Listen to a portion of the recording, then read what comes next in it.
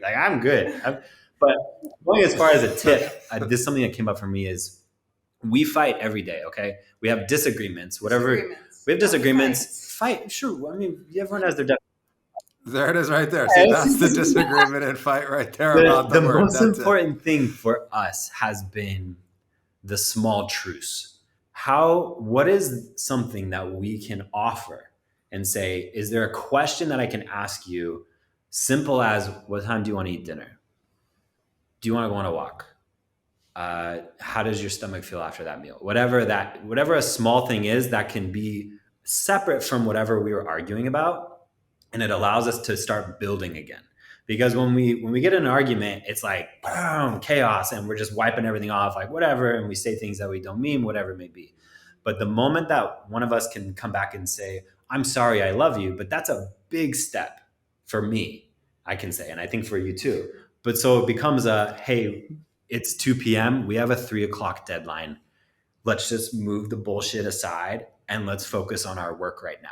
And then we can get on the same side of the table again. And then it kind of brings the shit back up to floating. To be honest, it actually kind of helps that to be together 24/7, that we're also working together, because yeah, as David said, if we are disagreeing or having a fight, we'll get an email from a client and we'll have to say, okay, so the client just emailed, do we want to do that? And we have to work together because we don't have an option.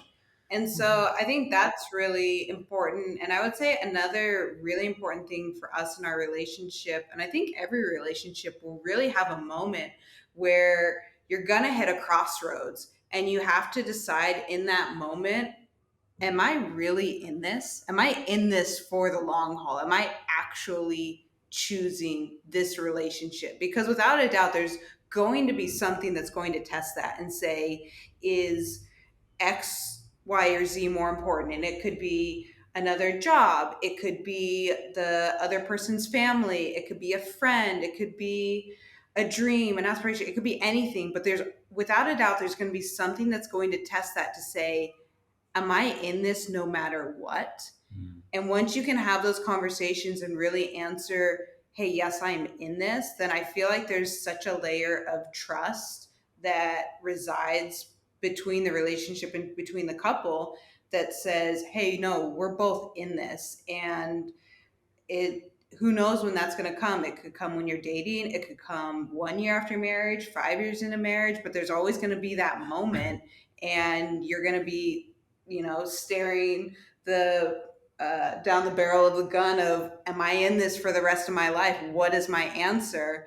And that's a very grounding moment. But if you can really say, I am in this for certain, then that for us honestly changed a lot. I think that sets precedent because I've stared down the barrel of that gun a lot. It happens. It's going to happen. It's like with skateboarding, which is what I grew up skating. Like you're always going to have a bad fall, but you're always going to have another bad fall. Like you're going to have one, and that's going to be kind of the wake up call. And then it's just like, all right, how can I avoid this bad fall next time? But it's going to happen again in a way that you don't see it. And then you have to question it again. It's like, okay, am I in or am I out? And for us, a huge thing has been trust and being able to speak exactly how we're feeling in that moment. Because in a moment, yeah, I'm not right now. I'm going to go for a walk. I'll be back in an hour and let's talk then. But I'm not going to buy my flight home. I'm not to that point. I have been at that point before. But even that, like I may fly home from Morocco, but I will still meet you back in LA. And then we can talk. Away. I haven't flown yet. He's never flown away. But there have been moments. It's like, see, I think it's important though, Hamilton, that nothing is off the table as far as conversation. Because if I used to think like, oh, I can never talk about divorce, but then I started resenting that concept. I was like, well, then I'm caged. Yeah. I can't do this. I'm stuck. I'm what is this? And I begin hating her because I can't talk about this thing that has legitimately crossed my mind. And for me to trust her with that, and then we've had conversations around it where it's like, that's not something she wants to hear, but it's honestly what I'm going through. And so I'm thinking, okay, how do we talk about this and move past if that's the direction we need to go?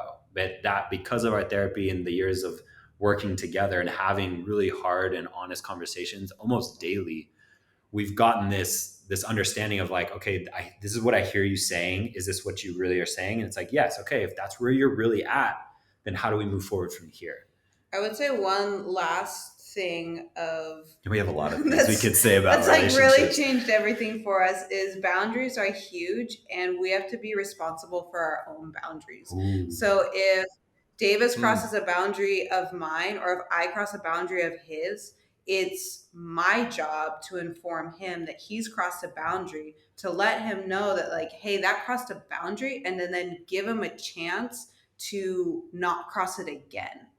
Right? So you give him lots of chances, and give him lots and give you lots of yeah, give Davis a lot. So he needs as many chances. But like in that moment, right? Because a lot of times in the moment it can feel like, oh, you did this, and now victim. I'm done, or now you've done this, and look at how terrible you're treating me, or whatnot.